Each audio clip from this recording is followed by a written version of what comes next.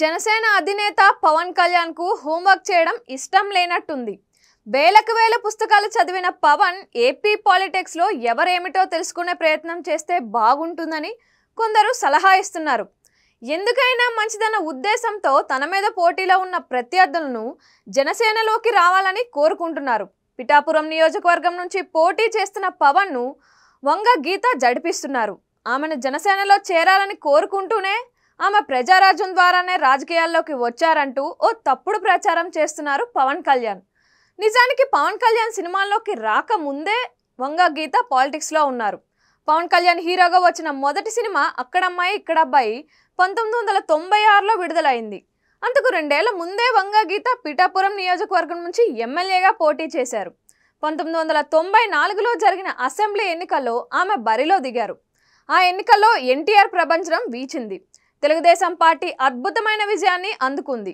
అప్పుడు ఆమె టీడీపీ తరపున పోటీ చేసి ఉంటే ఖచ్చితంగా బ్రహ్మాండమైన మెజారిటీతో విజయం సాధించేవారు. మొదట వంగ గీతని అభ్యర్థిగా ప్రకటించిన తెలుగుదేశం పార్టీ కానీ టీడీపీలో ఉన్న వర్గపోరు కారణంగా ఆమెను అభ్యర్థిగా ప్రకటించినట్టు ప్రకటించి బీఫామ్ మాత్రం వెన్నా నాగేశ్వరరావుకు అందించింది.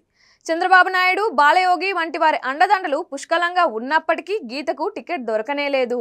అయితే ఆమె టికెట్ గ్యారంటీ అని అనుకుని నామినేషన్ వేశారు. తరువాత బీఫామ్ కోసం ఆమె హైదరాబాద్లో ప్రయత్నాలు చేసుకున్నారు. అందుకే ఆమెకు నామినేషన్ను ఉపసంహరించుకునే వీలు చిక్కలేదు. టీడీపీ అధికారిక అభ్యర్థిగా వెన్నా నాగేశ్వరరావు గెలిచిన ఆ ఎన్నికలలో వంగ గీత స్వతంత్ర అభ్యర్థిగా బరిలో ఉండాల్సి వచ్చింది. బ్యాలెట్ పేపర్లో ఆమె పేరు ఉన్నప్పటికీ గీత ఎలాంటి ప్రచారము చేయలేదు. అయినా ఆమెకు 169 ఓట్లు రావడం విశేషం. అభ్యర్థిగా ప్రకటించి బీఫామ్ ఇవ్వకపోయినా ఆమెకు పెద్దగా ఫీల్ అవ్వలేదు. పార్టీని అంటిపెట్టుకొని ఉన్నారు. అందుకే చంద్రబాబు ముఖ్యమంత్రి అయిన తర్వాత ఆమెను జిల్లా పరిషత్ చైర్పర్సన్గా వేశారు. తర్వాతి కాలంలో రాజ్యసభ సభ్యత్వం ఇచ్చారు. 2008లో చిరంజీవి ప్రజారాజ్యం పార్టీని పెట్టినప్పుడు సహచర కాపు నేతలతో ఆమె ఆ పార్టీలో చేరారు. తూర్పుగోదావరి జిల్లాలో టీడీపీ సగానికి సగం ఖాళీ అయింది. ప్రజారాజ్యం పార్టీలో చేరిన వంగ గీత తదనంతర కాలంలో చిరంజీవితో పాటుగా కాంగ్రెస్లోకి వెళ్లారు. వైఎస్ఆర్ కాంగ్రెస్ పార్టీ ఆమెకు 4వ పార్టీ అన్నమాట.